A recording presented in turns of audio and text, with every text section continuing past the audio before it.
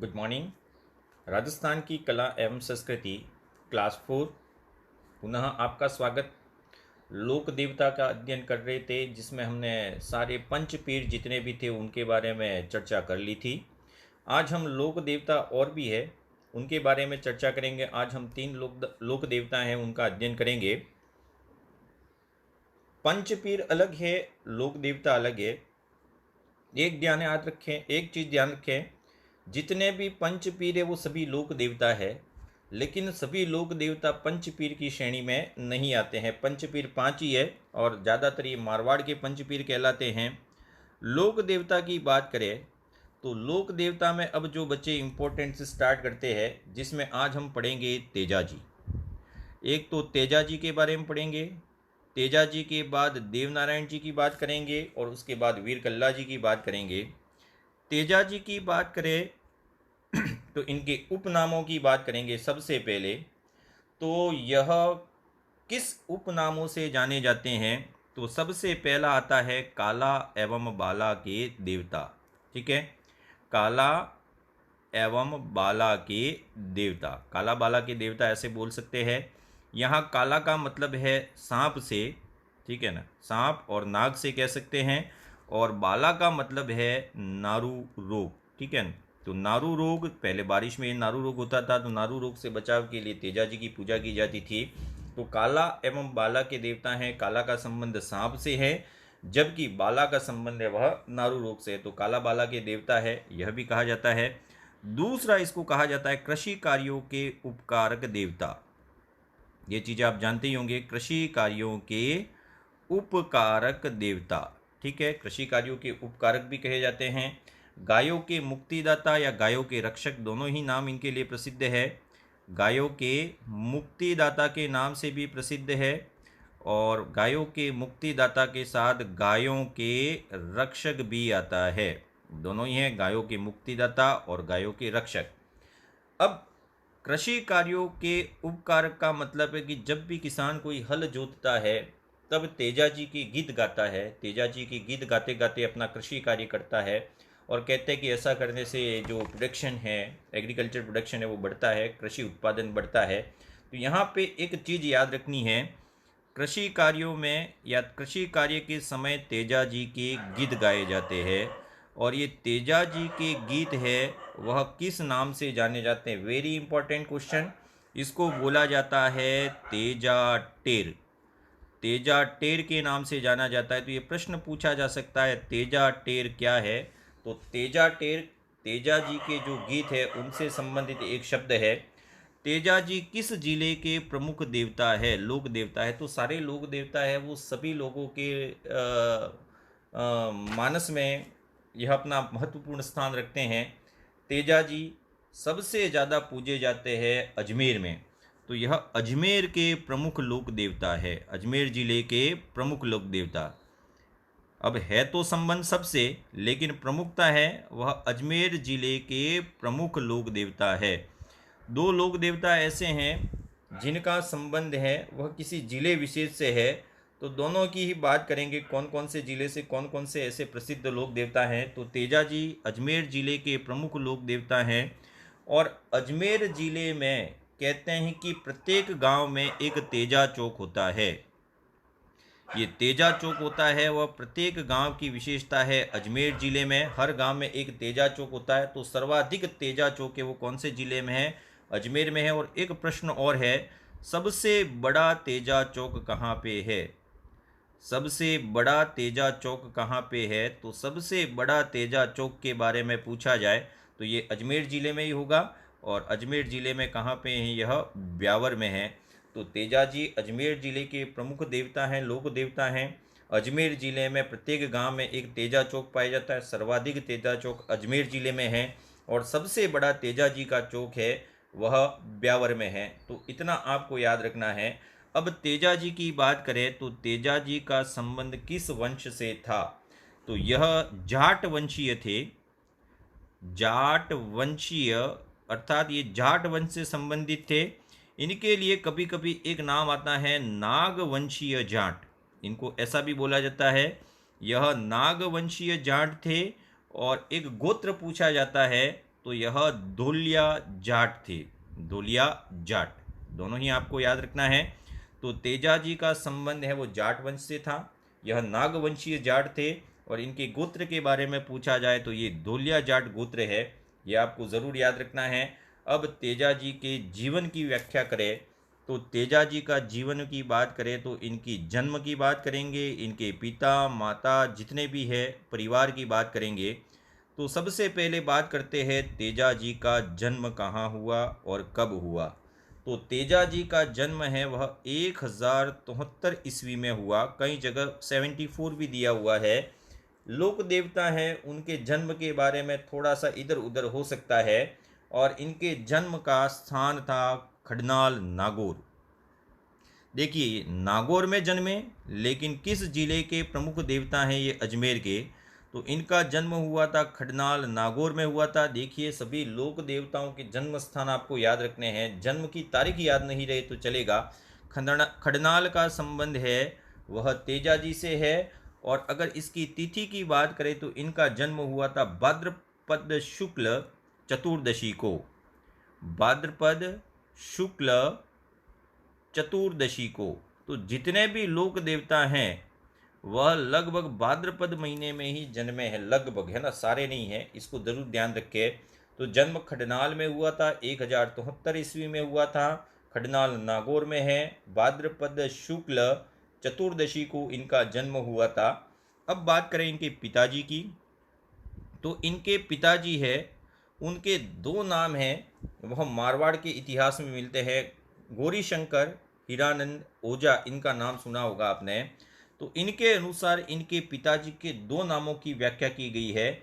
इसमें पहला नाम तो आता है ताहाड़ जी, ताहाड़ जी, ये नाम आता है ताहाड़ जी धोलिया।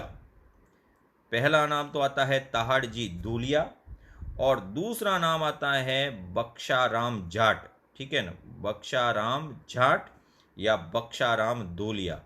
तो दोनों ही नामों का उल्लेख है, ताहाड़ जी और बख्शाराम जी, दोनों ही आपको परीक्षा की दृष्टि से याद रखने हैं। अब इनकी माता जी की बात करें तो इनकी माता का नाम था राम कुंवरी।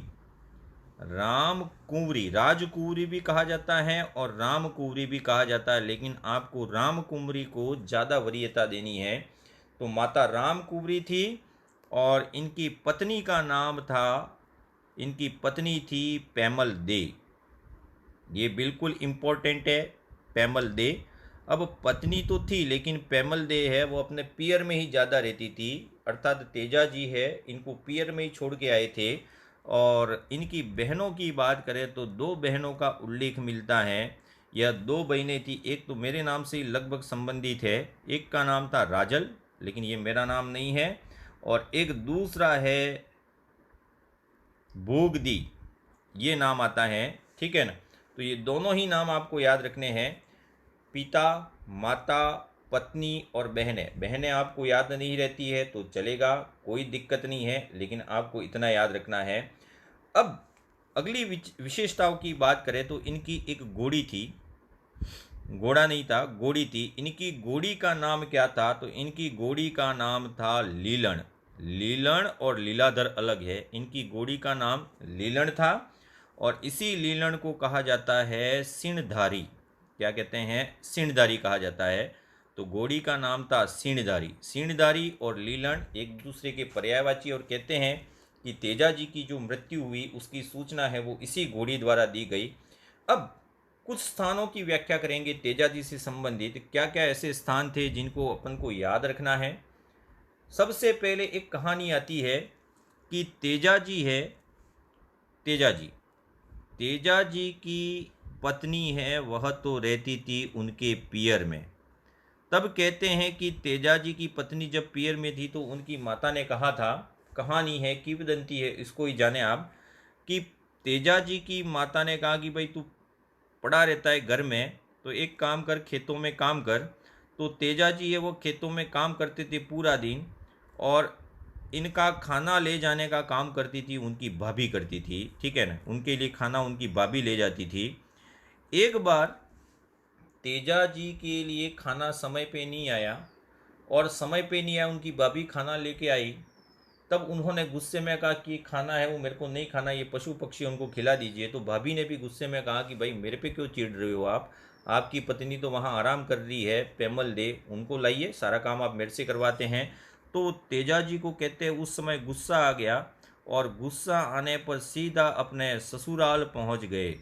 और ससुराल पहुंचने पर तब उनकी सास थी वह एक गाय का दूध निकाल रही थी। अब जैसे ही गाय का दूध निकाल रही थी, गाय ने बाल्टी को लात मारी और सारा दूध है वो गिर गया। तब तेजा जी की सास ने कहा कि भाई कौन ऐसा व्यक्ति आ गया है गेट पे जो खड़ा है जिसकी वजह से ये गाय ने लात मार दी। तेजा जी ने सुना, उनकी पत्नी उनकी सास को पता नहीं था कि ये पीछे खड़े हैं। तेजा जी यहाँ फिर और गुस्सा हो गए और वहाँ से चले गए। तब कहते हैं कि पेमल जो उनकी पत्नी थी, उन पेमल ने उनको मनाने का प्रयास किया लेकिन नहीं माने। तो फिर पेमल ने अपनी सखी थी लाछा गुजरी, इसको भेजा और तब जाके ये मान गए। ऐसी एक कथा है। कथा है तो ठीक है, ये कथा तक ही सीमित है। अब कहते हैं कि लाछा गुजरी की गायों का किसी ने अपहरण कर लिया। किसने कर लिया वो भी बात करेंगे। उन गायों को छुड़ाने के लिए वो जा ही रहे थे, तो बीच में एक नाग को और एक नागिन को जलाया जा रहा था। कथा है ये। तो तेजा जी ने देखा कि नाग है वो जिंदा है और जल रहा है, बेचारे को उसको बचाया जाए। तब नाग नाराज हो गया, उसने कहा कि 1000 साल की मेरी काया है, उसको मुक्ति मिल रही थी और आपने इसको भंग कर दिया, मैं आपको डसूंगा। तो तेजा जी ने कहा कि नहीं रुकिए, पहले मैंने लाछा गुर्जरी को वचन दिया है कि आपकी गाय छुड़ा के लाऊंगा और फिर आप मुझे डस लेना। तो ये कहानी है। अपना मतलब तेजा जी गए, गायों को छुड़ाया, वापस आए, नाग ने कहा डसना है, ये सब उसकी बात करेंगे। तो कुछ स्थानों की बात करेंगे अपन। ये पूरी कहानी थी, उस कहानी को आगे भी जारी रखेंगे। 3 स्थानों को आपको याद रखना है। एक तो नाम आता है पनहेर। पनहेर इसी को कहा जाता है, पनेर भी कहा जाता है। इसके बाद आपको एक और याद रखना है सेंदरा। पनहेर के बाद आता है सेंदरा, और सेंदरा के बाद तीसरा नाम आता है सुरसुरा। सुरसुरा। तेजा जी से संबंधित आपको ये 3 नाम जरूर याद रखने हैं। और इन तीनों ही नाम का संबंध है, ये तीनों ही है वह कौन से जिले में आते हैं, अजमेर में आते हैं। ठीक है ना, तो ये बिल्कुल याद रखना है। पनहेर अजमेर में है, सेंदरा अजमेर में है और सुरसुरा अजमेर में है। पनहेर है वो रूपनगढ़ तहसील में आता है, सेंदरा है वो किशनगढ़ अपने मसूदा तहसील में आता है, और सुरसुरा है वो किशनगढ़ तहसील में आता है। तहसील ना याद रखें। पनहेर, पनहेर के बाद सेंदरा और सेंदरा के बाद आता है सुरसुरा। अब इन तीनों नामों को आपको किस प्रकार से समझना वो देखे। पनहेर गांव है, वहीं पे पेमल दे का पीहर था। अर्थात पेमल देव कहाँ की थी, पनहेर की। प से प आपको याद हो जाएगा। अर्थात यह तेजा जी का क्या था, ससुराल था। पनहेर तेजा जी का ससुराल था। और कहते हैं कि इसी पनहेर में यह पेमल दे है वो किसकी पुत्री थी, रायचंद्र की पुत्री थी। पेमल के पिता का नाम था रायचंद्र, और कभी कभी इतिहास में ये नाम मिलता है रामचंद्र। देखिए इतने नाम तो आपको याद रखने ही पड़ेंगे। पनहेर से पेमल दे तेजा जी का ससुराल, तेजा जी के ससुर जी थे रायचंद्र या रामचंद्र थे, सासू माँ का नाम याद नहीं रहे तो चलेगा। पनहेर में भी एक मंदिर है तेजा जी का, और इस मंदिर का जो पुजारी होता है, देखिए जितने भी पुजारी है वो बिल्कुल याद रखने हैं। यह पुजारी कौन सी जाति का होता है, माली जाति का होता है। अब 2 पुजारियों की व्याख्या करेंगे। पनहेर में जो मंदिर है वहाँ पे जो पुजारी होता है वो माली जाति का होता है। अब सेंदरा की बात करें तो जब जो सांप जलाया जा रहा था वह सांप सेंदरा में ही जलाया जा रहा था। तब कहते हैं कि जब वह लाछा गुर्जरी की गायों को छुड़ा कर आ रहे थे तो थोड़ा सा घायल हो गए थे। तो सांप ने कहा कि भाई अब मैं डसूं कहाँ आपको। तो तेजा जी ने कहा कि एक ही स्थान बचा है सुरक्षित, वो मेरी जीभ है, आप मेरी जीभ पे डस लीजिए। तो सेंदरिया का संबंध किससे है, यहाँ पे तेजा जी को सांप द्वारा डसा गया। सांप द्वारा डसा गया, इंपॉर्टेंट है। यहाँ पे सांप द्वारा डसा गया, लेकिन मृत्यु यहाँ पे नहीं हुई। मृत्यु कहाँ हुई वो समझें। इनकी मृत्यु हुई थी सुरसुरा में। इनकी मृत्यु कहाँ पे हुई? सुरसुरा में। ये इम्पोर्टेंट है, यहाँ पे मृत्यु हुई, इसलिए तेजा जी की जो समाधि है वो कहाँ पे है? सुरसुरा में है। तो तीनों पनहेर, सेंदरा और सुरसुरा का क्या मतलब है? पनहेर तेजा जी का ससुराल था, सेंदरा है जहाँ पे सांप ने तेजा जी की जीभ पर डंक मारा था, और इनकी मृत्यु हुई थी सुरसुरा में। और कहते हैं कि यहाँ पे तेजा जी की जागीर यहाँ से निकाली जाती है। तेजा जी की जागीर है वह यहाँ से निकाली जाती है। अब जागीर का मतलब क्या है वो समझ लीजिए कि कहीं भी तेजा जी का मंदिर बनाना हो तो जागती ज्योत या जागती ज्वाला लाई जाती है। मतलब यहाँ से ज्वाला या ज्योत है वह जला के लाई जाती है, और जहाँ नया मंदिर बनाना वहाँ उसकी स्थापना की जाती है। तो तेजा जी की जागीर का संबंध किससे है, या तेजा जी की जागती ज्योत का संबंध किससे है? तो आपको है वह सुरसुरा है, वह याद रखना है। सुरसुरा बिल्कुल इम्पोर्टेंट चीज़ है। अब देखें कि लाछा गुर्जरी की गायों को छुड़ाने के लिए इन्होंने अपने प्राण त्याग दिए। यहाँ नाम समझेंगे, कौन थी? लाछा गुर्जरी। लाछा गुर्जरी की गायें, लाछा गुर्जरी की गायें छुड़ाने के लिए गए। अब कहाँ गए वो ध्यान रखना। लाछा गुर्जरी की गायें चुराने का काम किया था मेर मीणाओं ने, मेर मीणाओं द्वारा किया गया था। और इन मेर मीणाओं से गायें तो छुड़ा लाए, लेकिन मृत्यु इनके कारण नहीं हुई। गायों की रक्षार्थ प्राण नहीं त्यागे, इन्होंने सर्पदंश से प्राण त्यागे थे, ऐसा कहा जाता है। मेर मीणाओं से इन्होंने गायें छुड़ा दी, लेकिन सर्पदंश से इनकी मृत्यु होगी। तो लाछा गुर्जरी है वह भी कहाँ पे आ गई? जहाँ पे अपने तेजा जी का जन्म हुआ था, इसलिए लाछा गुर्जरी की छत्री पूछी जाती है। तो लाछा गुर्जरी की छत्री कहाँ पे स्थित है? नागौर में ही स्थित है। तो लाछा गुर्जरी एक तो गायों के लिए प्रसिद्ध है, और एक लाछा गुर्जरी की छत्री पूछी जाती है, तो ये कहाँ पे है? नागौर में है, ये ज़रूर ध्यान रखें। अब इनके प्रमुख मंदिर की बात करें, इनका प्रमुख मंदिर कहाँ पे है? तो तेजा जी का प्रमुख मंदिर है जहाँ इनका जन्म हुआ वही है, वो कहाँ पे हुआ था? खडनाल में हुआ था। और खडनाल में पुजारी है वह किस जाति के होते हैं? तो पनहेर में तो माली जाति के होते हैं, खडनाल में जो पुजारी होते हैं वो किस जाति के होते हैं? कुम्हार जाति के पुजारी होते हैं। और इन पुजारी को कहा जाता है गोडला। क्या कहा जाता है? गोडला। और यही है वह सर्पदंश का इलाज करते हैं। कहते हैं कि तेजा जी की थान पर उस मरीज को लिटा दिया जाता है, और ये गोडला पुजारी है वह इनकी पूजा मतलब सर्पदंश का इलाज करते हैं। तो तेजा जी का प्रमुख मंदिर खडनाल में है। कुम्हार जाति के पुजारी होते हैं। अब पुजारी दो होते हैं, एक तो हमने बात की थी माली जाति, तो माली जाति के पुजारी तो केवल पनहेर में होते हैं, इनका संबंध पनहेर से है। और कुम्हार जाति के जो पुजारी है उनका संबंध किससे है? खडनाल से है। ये बिल्कुल याद रखना है। अब इनके प्रमुख मंदिर की बात तो हमने कर ली, लेकिन एक जनजाति है उनके भी प्रिय देवता है, वह है सहारिया जनजाति। तो यह सहारिया जनजाति के प्रिय देवता है। सहारिया जनजाति के प्रिय देवता, आराध्य अभी नहीं कह सकते हैं, प्रिय देवता ऐसे कह सकते हैं। अब बात करें इनका मेला कहाँ लगता है, तो एक मेला तो खडनाल में लगता है, लेकिन एक मेला प्रसिद्ध है जो कौन सा है? पशु मेला है। यह पशु मेला है वह कहाँ लगता है? पर्वतसर।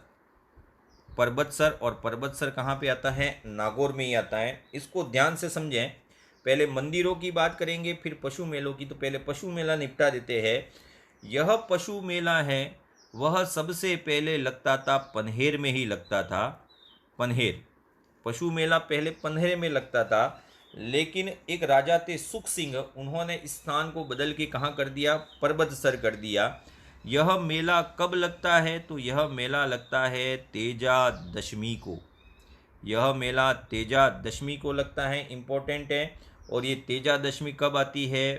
भाद्रपद शुक्ल, भाद्रपद शुक्ल की दशमी है। और कहते क्या है, बिल्कुल फैक्ट है कि इसी दिन जो खेजड़ली मेला है वो भी लगता है। खेजड़ली मेला और तेजादशमी मेला दोनों एक ही दिन लगते हैं। और राजस्थान में आय की दृष्टि से सबसे बड़ा मेला, आय की दृष्टि से सबसे बड़ा मेला कौन सा है? तो राजस्थान का सबसे बड़ा मेला आय की दृष्टि से कौन सा है? पर्वतसर का पशु मेला। सबसे प्राचीन मेला पूछा जाए तो मल्लीनाथ जी का पशु मेला है। राव मल्लीनाथ जी का पशु मेला जो तिलवाला में लगता है, उसकी बात बाद में करेंगे। लेकिन आय की दृष्टि से सबसे बड़ा पशु मेला कौन सा है? तो आय की दृष्टि से सबसे बड़ा पशु मेला है पर्वतसर का पशु मेला। ठीक है, तो ये मेले की हमने बात कर ली। अब मेले के बाद बात करेंगे इनके प्रमुख मंदिरों की। कौन कौन से प्रमुख मंदिर है, वापस आ जाते हैं प्रमुख मंदिरों में। तो आपको कितनी चीज़ें मंदिरों के बारे में याद रखनी है। इनके मंदिर अजमेर में है, एक मंदिर है वह बूंदी में है, इनको भी याद रखना है, दोनों ही इम्पोर्टेंट है। अजमेर में कौन कौन से मंदिर है? तो अजमेर के मंदिरों की बात करें तो अजमेर में एक तो आता है भावता, बावता गांव में इनका मंदिर है, बिल्कुल याद रखना है। एक मंदिर इनके ससुराल में भी बना हुआ है, यानी कि पनेर में है। एक मंदिर है जहां सांप ने काटा, वहां पे भी बना हुआ है, यानी कि सांप ने कहाँ काटा था? सेंदरा में। और एक मंदिर वहां पे है जहां इनकी मृत्यु हुई थी, तो मृत्यु कहाँ हुई थी? सुरसुरा में। तो ये चारों जगह आपको याद रखनी है। भावता अलग है, बाकी तीन नाम है वो तो पहले ही बता चुके हैं। भावता आपको एक्स्ट्रा याद रखना है, पनीर, सेंदरा और सुरसुरा ये याद रखने हैं। और एक नाम आता है बासी दुगारी, बासी दुगारी। ये बासी दुगारी है, वह मंदिर कहाँ पे है? तो यह बना हुआ है बूंदी में। इम्पोर्टेंट है, ये भी याद रखें। तो एक मंदिर बूंदी में है, एक मंदिर है वह नागौर में है, खडनाल में। इम्पोर्टेंट, ये पहले ही पढ़ा लिया है। एक मंदिर खडनाल नागौर में है, 4 मंदिर अजमेर में है और एक मंदिर कहाँ पे है? बूंदी में है। तो लगभग ये चीज़ें आपको याद रखनी है। अब यहाँ पे इम्पोर्टेंट एक चीज़ और है कि तेजा जी की मृत्यु सर्पदंश से हुई और इसकी सूचना है वो किसके द्वारा दी गई थी? उनकी घोड़ी, घोड़ी का क्या नाम था?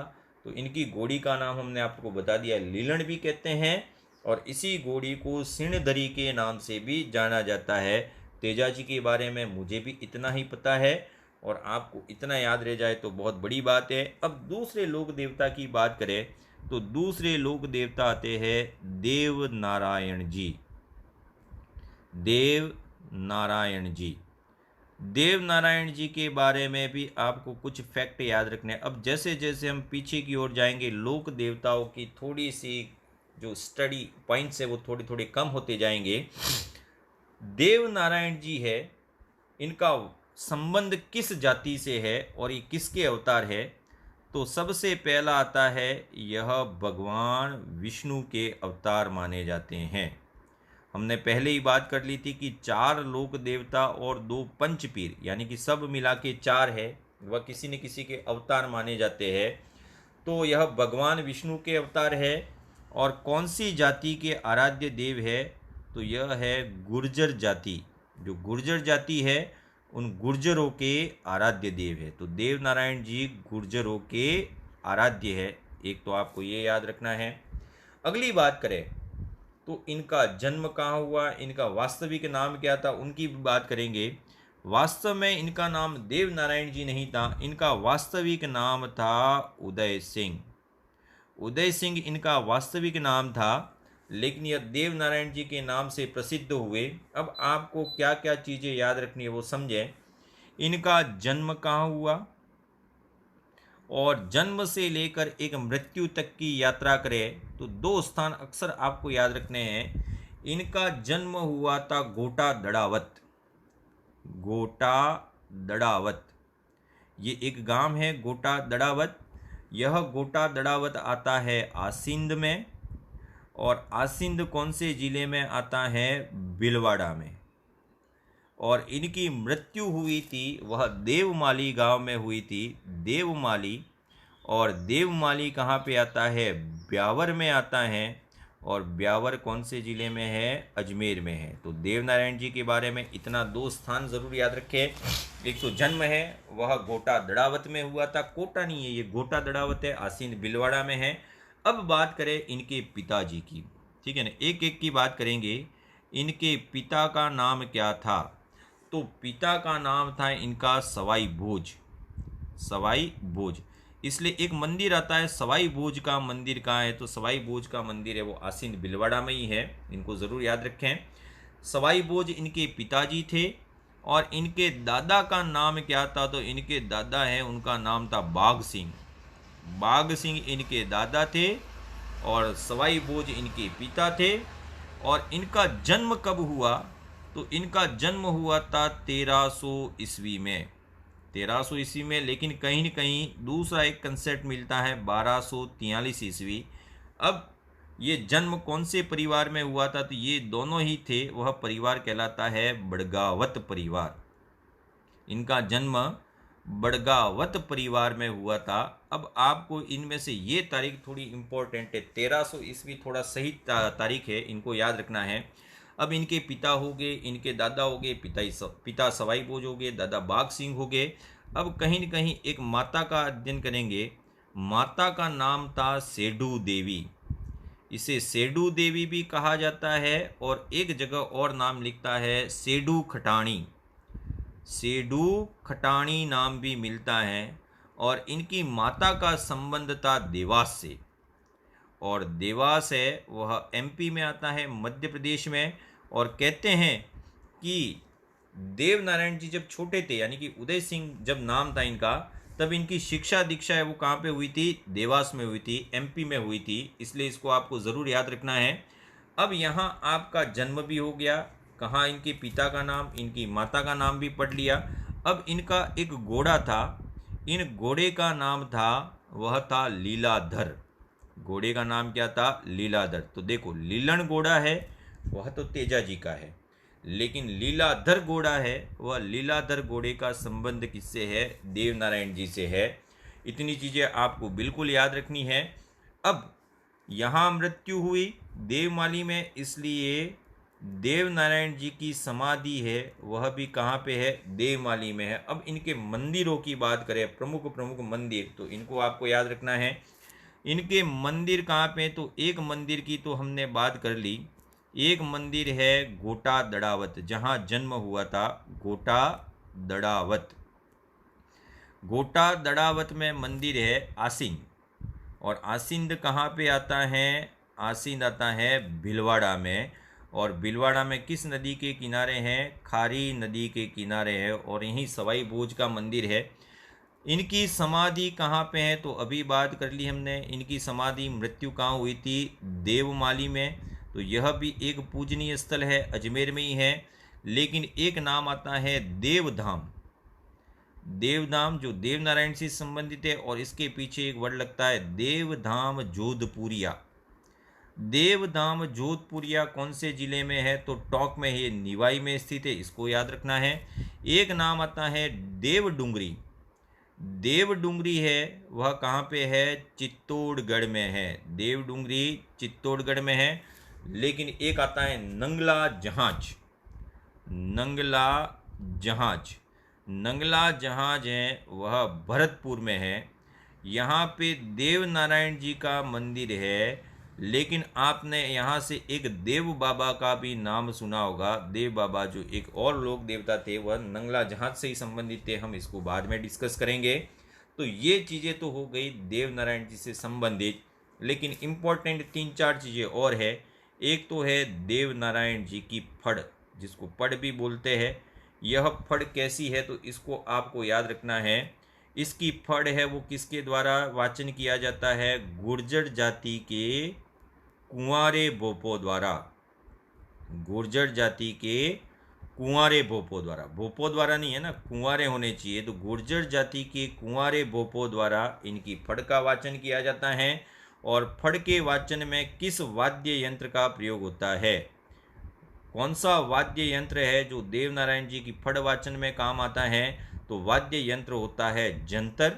और इस जंतर वाद्य में वीणा जैसा ही होता है ऐसा, और उसके ऊपर ऐसे तार लगे होते हैं। तो इस जंतर में 2 तुम्बे होते हैं। तुम्बे मतलब ये जो भाग है वो तुम्बे कहलाते हैं। वीणा के नीचे जो आता है 2 तुम्बे होते हैं, और 4 क्या होते हैं?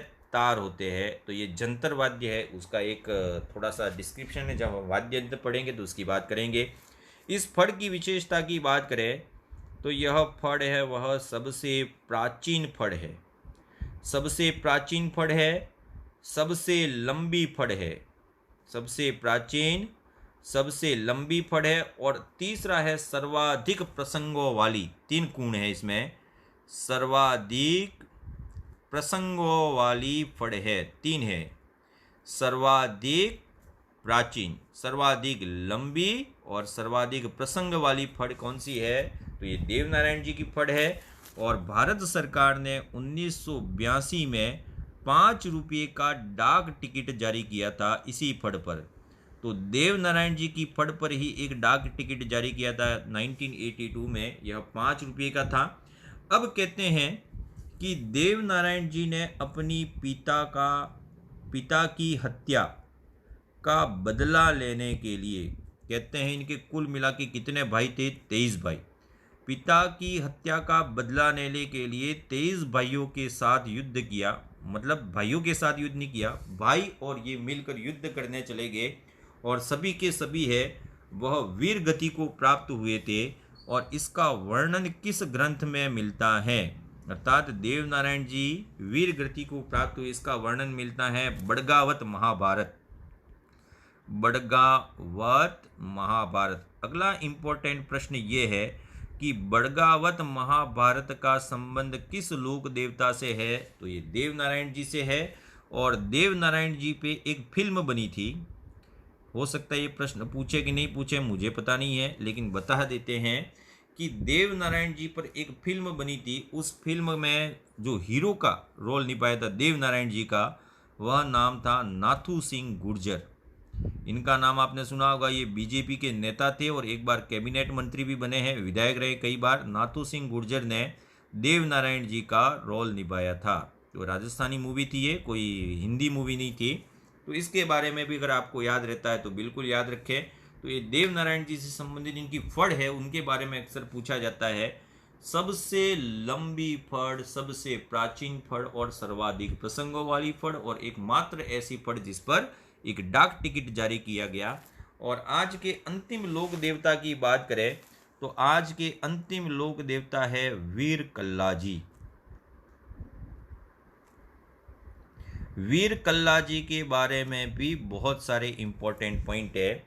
अब इनको क्या क्या उपाधियां दी गई है तो समझें। हमने कहा था 4 लोक देवता ऐसे हैं जिनको कोई न कोई अवतार माना गया है। तो वीर कल्लाजी है वह शेषनाग के अवतार थे। पहला तो ये इंपॉर्टेंट है, शेषनाग के अवतार। वीर कल्लाजी को ही कहा जाता है बाल ब्रह्मचारी देवता, बाल ब्रह्मचारी देवता कहा जाता है। इन्हीं को कहा जाता है कमधण भी कहा जाता है। ये जरूर ध्यान रखें, कमधण के नाम से भी जाना जाता है। और कमधण का मतलब होता है युद्ध करते हुए वीर गति को प्राप्त होना। लेकिन ये शब्द कमधण है वो वीर कल्लाजी के लिए उपयोग में आया था। और एक और होता है 4 हाथों वाले देवता, 4 हाथों वाले देवता। यह नाम भी कल्लाजी के लिए प्रयुक्त होता है। ये 4 हाथों वाले देवता आपको बिल्कुल याद रखना है। ये क्यों 4 हाथों वाले देवता कहे जाते हैं इसकी भी बात करेंगे। अब इनके जन्म से स्टार्ट करते हैं। वीर कल्लाजी का जन्म कब हुआ? तो वीर कल्लाजी राठौड़ वास्तव में कौन से वंश से संबंधित थे? राठौड़ वंश से संबंधित थे। लेकिन अवतार किसके हैं? शेषनाग के। तो इनका जन्म है वह 1544 ईस्वी में हुआ था। अब इनके जो परिवार के सदस्य हैं उनको लगभग आप जानते होंगे। इनका जन्म कहाँ हुआ था? तो सामियाना गांव नागौर में, सामियाना गांव नागौर में हुआ था। और जब भी नागौर आता है तो कहीं न कहीं मीराबाई ये सब याद आ जाते हैं। आपने सुना होगा एक मेड़ता, मेड़ता नाम आता है। और इस मेड़ता पर किस वंश का शासन था? राठौड़ वंश का। ये राठौड़ वंश की एक शाखा थी, मेड़तिया शाखा। इस मेड़ता में राठौड़ वंश का शासक था और एक शासक का नाम आता है जयमल मेड़तिया, जयमल मेड़तिया। यह कल्ला जी थे वो जयमल मेड़तिया के भतीजे थे और जयमल मेड़ता की बहन थी जिसका नाम था फूल कुंवर। देखिए ध्यान से समझना, फूल कुंवर, यह फूल कुंवर है वह जयमल मेड़तिया की बहन थी और इनकी शादी कराई थी पत्ता सिसोदिया से। पत्ता सिसोदिया, और पत्ता सिसोदिया शब्द लगा, इसका मतलब यह किस राजघराने से संबंधित है? मेवाड़ से। और इनका संबंध किससे है? उदय सिंह से। पूरी कहानी समझेंगे। मेड़ता राठौड़ वंश का शासन, जयमल मेड़तिया, फूल कुंवर उनकी बहन, और फूल कुंवर का विवाह किसके साथ हुआ था? पत्ता सिसोदिया। तो जयमल और पत्ता, ये दो चीजें आपको जरूर एक युद्ध में पूछी जाती है। जयमल और पत्ता, जयमल मेड़तिया और पत्ता सिसोदिया, जयमल पत्ता के नाम से जाने जाते हैं। अब देखें, इसी मेड़ता में एक नाम आता है मीराबाई। कहते क्या है? वास्तविक है कि कल्ला जी की ये बुआ थी, अर्थात मीराबाई के ये भी भतीजे थे। तो मीराबाई, जयमल मेड़तिया, फूल कंवर, पत्ता सिसोदिया, उदय सिंह, ये सब एक दूसरे से संबंधित है। अब एक सन आता है 1567। 1567 में अकबर ने मेड़ता पर आक्रमण किया। 1567 आक्रमण किया और उस पर क्या कर लिया? अधिकार कर लिया। पूरी कहानी समझेंगे। मेड़ता पर क्या कर लिया? अधिकार कर लिया। किसने कर लिया? अकबर ने।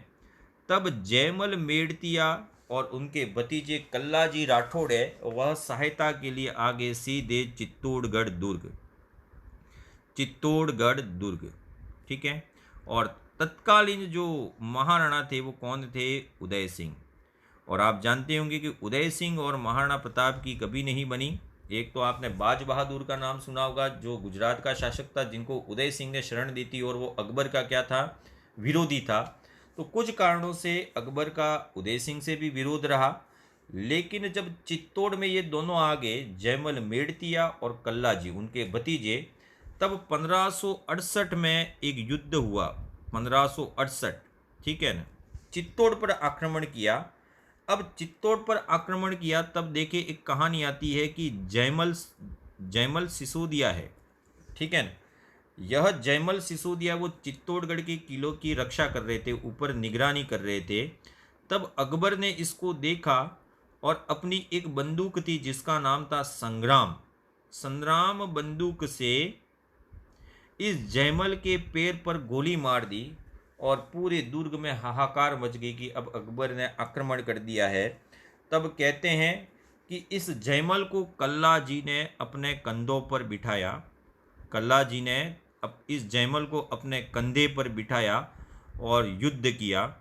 और फिर ये चार हाथों वाले देवता, चतुर्भुज रूप इसलिए कहा गया है कि जयमल उसके कंधों के ऊपर बैठा था और कल्ला जी दो हाथों में तलवार, जयमल के दो हाथों में तलवार।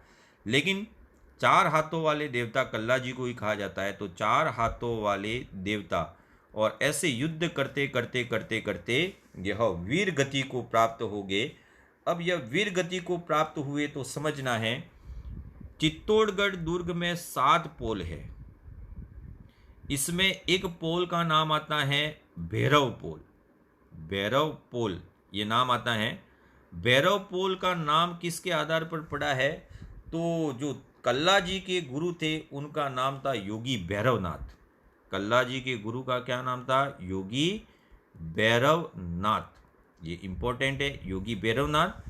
योगी भैरवनाथ से ही कल्ला जी ने शिक्षा दीक्षा ले ली थी। तो चित्तौड़गढ़ में एक भैरव पोल है। इसी भैरव पोल में ही एक छतरी बनी हुई है, कल्ला जी की छतरी। तो कल्ला जी की छतरी कहाँ पे बनी हुई है? भैरव पोल में बनी हुई है। एक तो ये याद रखना है आपको। दूसरी बात याद रखनी है, पूरे राजस्थान में 100 से अधिक मंदिर है। उसमें 100 मंदिर में सबसे ज़्यादा मंदिर कहे जाते हैं डूंगरपुर और बांसवाड़ा में है। अर्थात कल्ला जी का सर्वाधिक महत्व डूंगरपुर और बांसवाड़ा में है। और एक मंदिर का नाम आता है सामलिया गांव। डूंगरपुर जिले में एक सामलिया गांव है। यहाँ पे कल्ला जी का प्रसिद्ध मंदिर है। और यहाँ पे काले रंग की पत्थर की मूर्ति है। वैसे तो पत्थर ही है, मूर्ति तो नहीं है, काले रंग के पत्थर की मूर्ति है। और यहाँ पे क्या चढ़ाया जाता तो ये ज़रूर ध्यान रखें, यहाँ कल्ला जी को केसर और केसर के साथ अफीम चढ़ाई जाती है। अब ये सामलिया गांव है वो प्रसिद्ध है काले रंग की पत्थर की मूर्ति के लिए, और सामलिया गांव कौन से ज़िले में आता है? डूंगरपुर ज़िले में आता है। लेकिन इसके अलावा एक चीज़ और पूछी जाती है, कल्ला जी की प्रसिद्ध पीठ, कल्ला जी की प्रसिद्ध पीठ कहाँ पे स्थित है? तो कल्ला जी की प्रसिद्ध पीठ है रणेला। ये प्रश्न सबसे ज़्यादा इम्पोर्टेंट है। रणेला में कल्ला जी की प्रसिद्ध पीठ स्थित है, और ये रणेला कहाँ पे आता है? चित्तौड़गढ़ में आता है। तो हमने आज 3 लोक देवताओं के बारे में व्याख्या की। अब कल्ला जी राठौड़ है वह किस देवी की पूजा करते होंगे? तो ये प्रश्न आपको पूछा जा सकता है। भैरवनाथ के शिष्य थे, तो राठौड़ वंश उनकी कुल देवी है, वह उनकी पूजा करते होंगे। तो राठौड़ वंश की कुल देवी किसे माना गया है? तो नागनेची माता, नागनेची माता, कल्ला जी राठौड़ द्वारा नागनेची माता की पूजा की गई थी, आराध्य देवी है। और कल्ला जी राठौड़ का क्या योगदान है? तो ये भूत प्रेत आपके शरीर में आते हैं, तो यहाँ वागड़ में कलौव जी कहा जाता है, यहाँ से ही भूत प्रेत है वो भाग के बाहर निकल जाते हैं। तो भूत प्रेत संबंधी अगर किसी को परेशानी है, भूत प्रेत संबंधी अगर किसी को परेशानी है, तो फिर कौन सा एकमात्र सहारा बच जाते हैं? कल्ला जी बच जाते हैं। तो ये बिल्कुल ध्यान रखें कल्ला जी के बारे में। यहीं से आपका ये कल्ला जी समाप्त हुआ, आपका तेजा जी समाप्त हुआ, और देवनारायण जी इनके बारे में ज़रूर याद रखें। शेषनाग जी के अवतार थे। इनसे संबंधित मीराबाई के बाद जयमल मेड़तिया, पत्ता सिसोदिया, उदय सिंह किस तरह से एक दूसरे से संबंधित थे। Thank you and keep smiling.